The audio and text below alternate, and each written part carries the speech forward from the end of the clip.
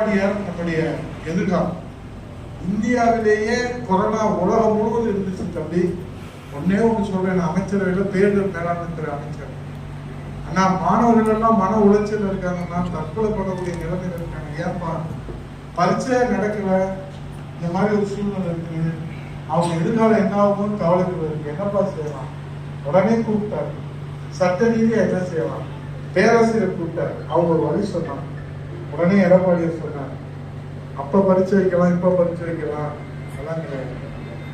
என் தம்பிகள், என் குழந்தைகள், என் பிள்ளைகள் எல்லோருக்கும் ஆளு பாஸ் பண்ண ஒரே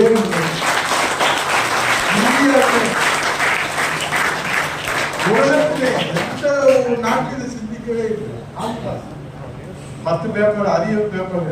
நாங்க அண்ணன் கூட போவோம் கார்ல, ஆல் பாஸ் முதலமைச்சர் எடப்பாடி அதே டைம்ஸ்ல 10 பேப்பர் இருந்துச்சு, பாஸ் ஆகிட்டேன். 15 பேப்பர், 20 பேப்பர். எதுக்கு சொல்றேன்னா, உங்களுடைய உணர்வுகளை புரிஞ்சுக்கலாம். அதே மாதிரிதான் அரசு பள்ளியில படிக்கிற பிள்ளைங்க மருத்துவ மாணவர்களுக்கு இந்தியாவிலே 7.5% இடஒதுக்கீடு கொடுத்த சமூக நீதி நம்முடைய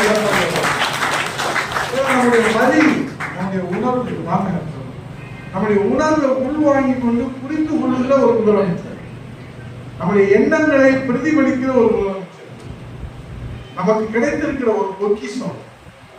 அவருடைய கருத்தை வலுப்படுத்துவதற்காக தான் எங்களெல்லாம் நாங்கள் அர்ப்பணித்து நாங்கள் செயல்படுறோம்.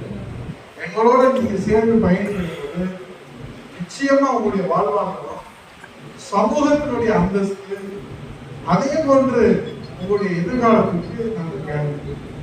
ஒரு சாதாரண ஒரு பொருள் வாங்கினா எத்தனை மாசம் கேரண்டி கேட்கிறோம். ஆனா நம்முடைய வாழ்வாதாரத்துக்கு யார் கேரண்டி அப்படின்னா, அதிமுகவுடைய எதிர்காலத்துக்கு வாழ்வாதாரத்துக்கு உங்களுடைய வேலை வாய்ப்புக்கு கேரண்டி கொடுக்குறோம், உங்களுடைய கல்விக்கு வேலைகள் நாங்கள் கொடுக்குறோம், உங்களுடைய மருத்துவமனை சிகிச்சைக்கு நாங்கள் கேரண்டி கொடுக்குறோம். உங்களுடைய எதிர்காலத்திலே பள்ளியிலே, கல்லூரியிலே, மருத்துவ சிகிச்சையிலே, திருக்கோயில்களுக்கு செல்வது எங்க நான் எங்களால் முடிஞ்ச கேரண்டியை நான் கொடுக்கிறோம். அதுக்கு நீங்க எது செய்யலாம்? காசு, பணம் எது தேவை? எங்களோட தொடர்பு இருக்கணும். எங்களுடைய அன்பான அழைப்பை ஏற்றி இப்ப எப்படி வந்தீங்களோ அது மாதிரி வரணும். அந்த நிகழ்ச்சியில பங்கேற்கணும். உங்களுடைய உலகம் எடப்பாடியார், எடப்பாடியார், எடப்பாடியார் என்கிற அந்த சாமானி அவர் நமக்கு கிடைத்திருக்கிற பொக்கிஷம். அவரை போற்றி பாதுகாக்க வேண்டியது நம்முடைய 8 கோடி தமிழர்களுடைய கடமை. ஆகவே நமக்கு கிடைத்திருக்கிற நம்முடைய மாபெரும் தலைவர் எல்லாம் மேடையில பேசுவான், வாயிலேயே பேசுவான், ஆக்சன் கிங்கா பேசுவான்.